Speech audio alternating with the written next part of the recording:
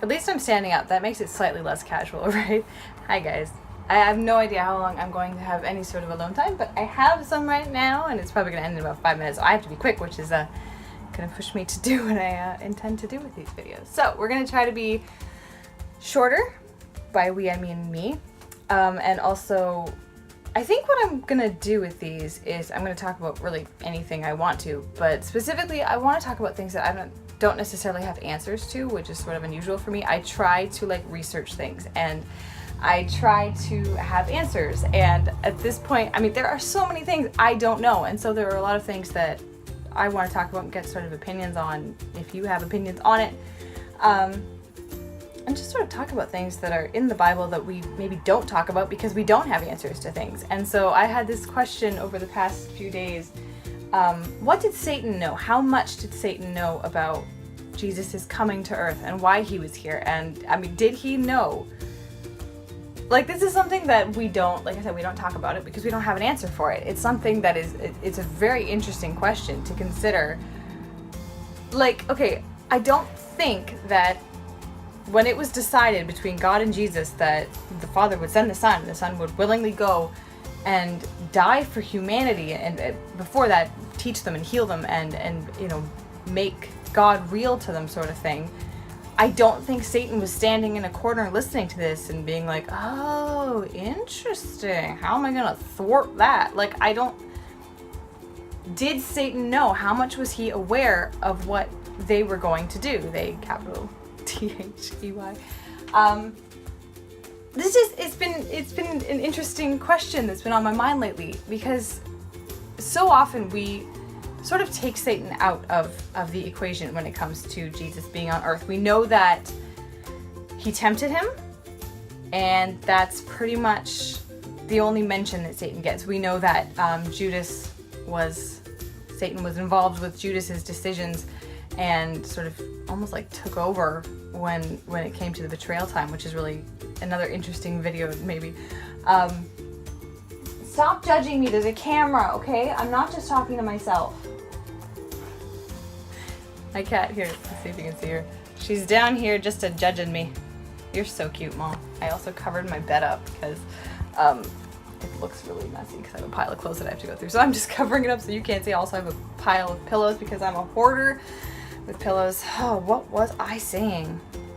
You distracted me. Yeah, so I don't think Satan really knew much of what was going on. I think it was sort of maybe a surprise to him. I don't know, what do you think? I'm so curious about this because the more I've been thinking about it, the more questions I have. I have a list of questions that I want to address. So, first one, did Satan know God's intention to save humanity, and did he know the cost? Did he know that after the garden, God knew that he needed to do something to redeem his people? Did Satan know what that was going to cost? Did he know that it would require the life of his son? Like, did Satan know this? And did Satan know when it was going to happen? Or was it like this shockwave just went through the earth when Jesus was born or conceived even? Like, I'm so curious about this because these are things that are not addressed in the Bible. And it would be so handy if it was. And maybe there is some kind of like an obscure verse somewhere that does sort of explain this a bit, but I don't know it. And chances are good that there isn't one because there's very few mentions of Satan actually, which is another very interesting topic for another interesting time that I don't have an answer to. It's just, Satan is an interesting character, man, and he is almost like a character. It doesn't seem like it's a real thing. You know, it's easy to say like the devil made me do it, right? That's sort of, but do we actually think of what we're talking about? Do we think about an evil force not commanding our steps, but tempting us to do things against what we should want to do? Satan is an interesting character, and that is another topic for another time. Right now, so I wrote out these questions of like, if Satan didn't know why Jesus came, and all of a sudden this child is born and he knows exactly who it is, what does he try to do?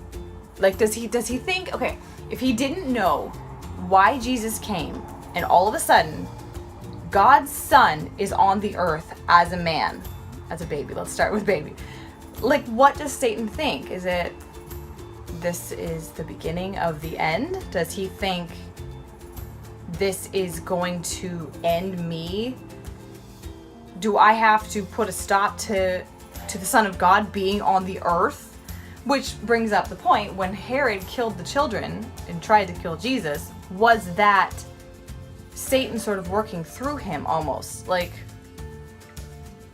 I'm thinking, if Satan didn't know and all of a sudden Jesus is born and this is a problem, the Son of God is on the earth among people as a man, as a will-be man, as a child, as a human being, that can only mean one thing, and it can only mean that God has decided on a way to put sin away for good, to deal with sin for good, and therefore deal with me. I have to put a stop to it. And is that why Herod decided to kill the children? Okay, the thing is, there were prophecies about Jesus for hundreds, thousands of years, not hundreds of thousands, hundreds and thousands of years before he came. So Satan was aware that something was going to happen. But did he know the whole story? Did he know that when Jesus came, that would be the end of him? I'm so curious, because I'm not dismissing the fact that Satan must have known, like, he was aware of what people were aware of. We're now like 5 hours later, because my dad came home right as I'm in the middle of speaking. So here we are 5 hours later. I'm proud of myself for sticking with this and finishing up. My mom's in the next room, but I turned on our kitchen fan so she can't hear me.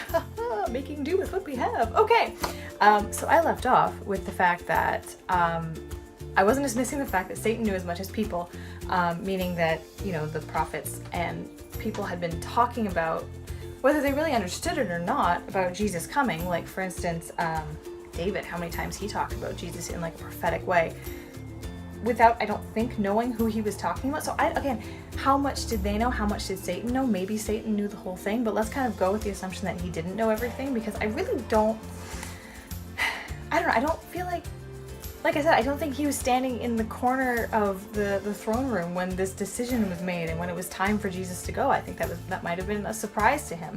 It could be, and it's an interesting thing to think about, that during those 500 years of silence between, the last king and then it's I think Micah was the last book. Malachi was the last book. Malachi. I know these things. It just takes me a while.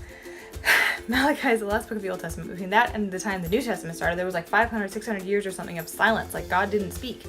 And so was Satan, roaming the earth, as he says in Job, just trying to cause trouble? Or was he kind of just sitting there waiting because he knew that the longer this silence stretches on, something big is happening? I mean, in Jeremiah, there were things that God saying, I don't want your sacrifices anymore. They don't mean anything to me. Meaning, what I had set in motion way back is no longer going to cut it. So something new is going to happen. When God shuts something or turns something off, I can't speak. When he puts an end to something, it means it's also the beginning of something. So Satan must have been sitting there going, what's coming? And if he knew Jesus was coming, that would have been in the back of his mind, waiting and waiting and waiting. All of a sudden, this shockwave, Jesus is here. The Son of God is on the earth. And so my question is kind of if Satan knew Jesus was on the earth, if he didn't know exactly why he came, if he didn't know if he knew that Jesus was coming to, ensure our salvation, but did he know how that was going to come? Did he know it had to be with Jesus' death? Because you start looking at the Bible, the Gospels, from this perspective of, what if Satan didn't want Jesus here? And all of a sudden you start to see these stories in a very different light. For instance, I wrote it down here. Why did Satan try to tempt Jesus in the desert? Okay, now this brings up the interesting topic of Jesus' free will, and was he able to sin? This is a video for another time. There is a fruit fly just swimming along in the air in front of my camera, and it's driving me crazy. Die. I'm shocked that didn't work. Anyway, so the idea of Jesus' free will, was he able to sin? I won't give my opinion on that, because that's going to be, that I want to talk about that in full length at another time. But it's okay, Satan left Jesus alone for 30 years, right? Jesus gets baptized, Holy Spirit comes on him. All of a sudden, he is on the road to doing what he is meant to do. And suddenly, Satan takes interest. And Jesus goes off into the desert. And this is like, because it happened in the Old Testament, that Jesus was sort of, I want to say, reliving or doing it right this time. When, the Israelites were in the desert for 40 years, Jesus goes into the desert for 40 days and does what they didn't do, which was resist temptation and stay true to God, right? He obeyed his Father in spite of these circumstances where things must have looked hopeless, right? And so Satan had a role in that. Satan was, I think, in the Old Testament, I think Satan was working in the people to turn them against God, which worked. That's why they ended up being in the desert for 40 years, because they wouldn't listen to God. They didn't trust him, where Jesus trusted him completely. And so Satan shows up, and because it happened in the Old Testament, we can look at it like these are parallels. They just happened, but what if they didn't just happen? And this was something that Satan pops up and goes, okay, so he's in the desert he's been out here for 30 days. He's hungry. He's thirsty. And he doesn't have any companionship. He must have had some time alone to think. I wonder what he's thinking about. But he's probably hungry. Let's focus on that, right? So Satan comes up and he's like, hey, you look hungry. You see the stone here? I mean, I know you can turn that to bread. Just eat something. Which seems harmless, right? But everything, if Jesus had listened to him, think about that. If Jesus had listened to Satan and did what he said, even just turning, we know that he could have turned the stone to bread and he could have eaten and he would have been fine. But that would have set him on the road of he listened to Satan. Like he agreed with Satan almost. So strike one for Satan, and then strike two, and then strike three. And so Satan is getting just beaten by the Son of God as a man. He can't even beat him. Satan can't beat him or best him as a man, as a human being. That doesn't bode well for Satan. And like I said, from then on, you really don't hear much about Satan, but I think he was in the story so much more than we think. Like I said, when you're looking at these familiar stories from the angle of, was Satan trying to get rid of Jesus? Because like I said, it's so easy to read the Bible and just think, and it happened, and you don't think about why it happened. You read it because it's as if, there's this plan God set out for Jesus and he just did these steps, A, B, C, D, E, F, G, and there's the cross and we're done. But it was life. Like Jesus lived a human life, and these things came up, and how much of it was Satan? So like, I have it written down, was the storm on the Sea of Galilee Satan's attempt to kill Jesus and put an end to his ministry?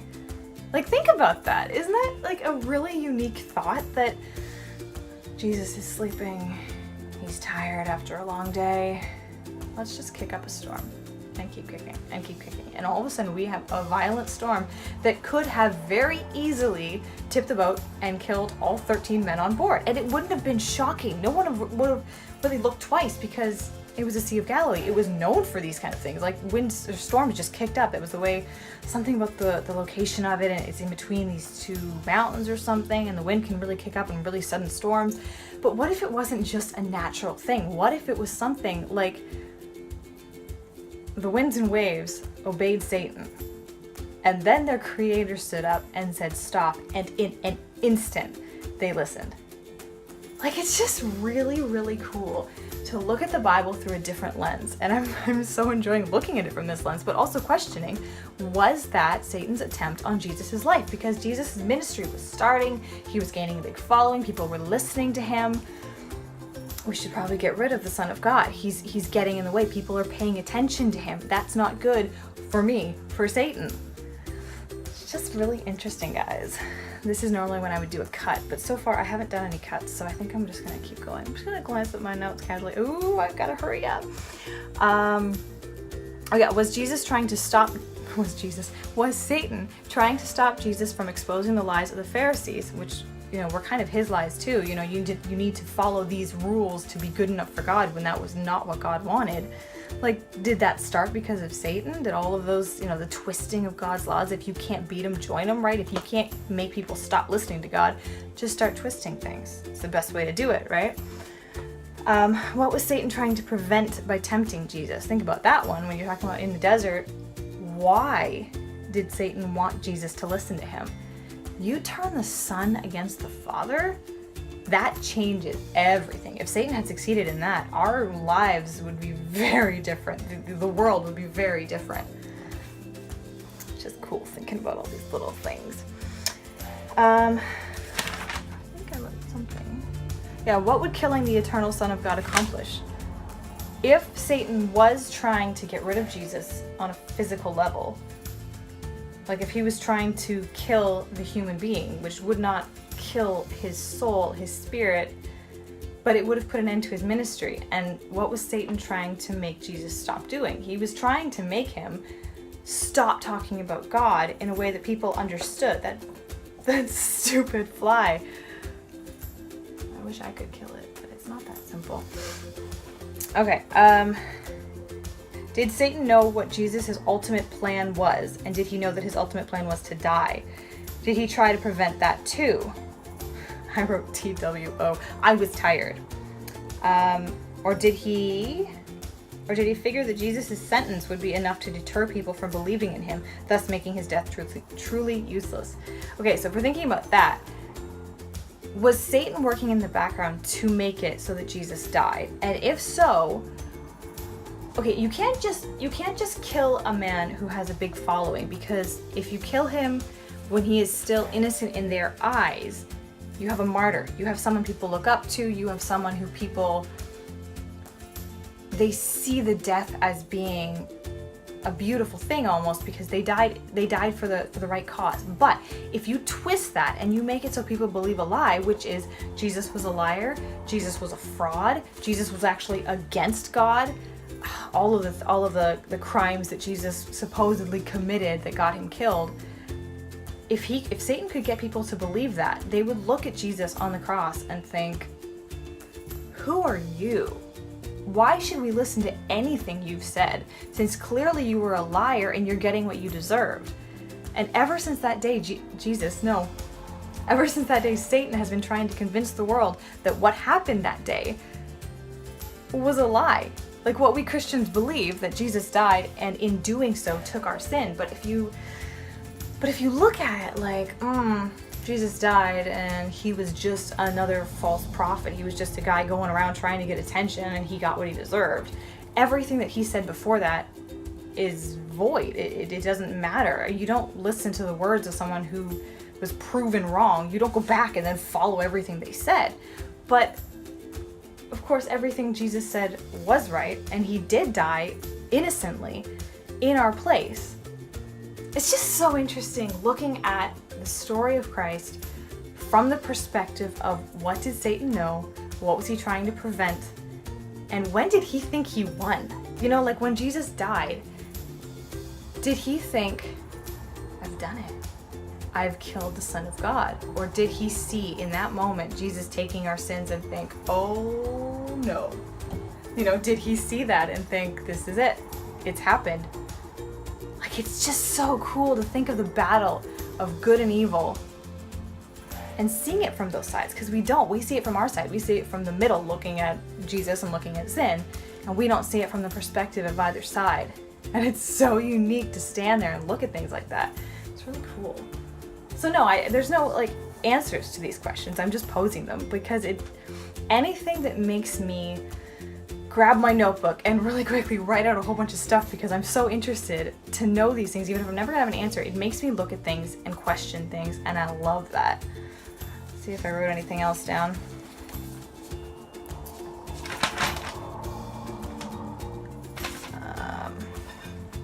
Yeah, since that day, Satan has been working hard to convince people that Jesus was just a good man who died, and that's where it stopped.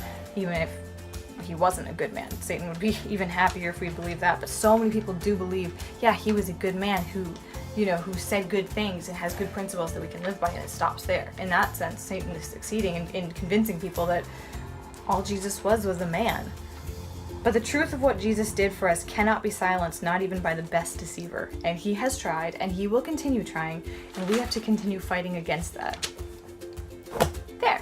That wasn't horrifically long. Still longer than it should be. I'm sorry. And I feel like I've been like displaying this picture the whole time. I'm not intentionally trying. I thought it's the most bare wall I have, but next time I'll just stand here. Thanks for watching, guys. I'll see you next week.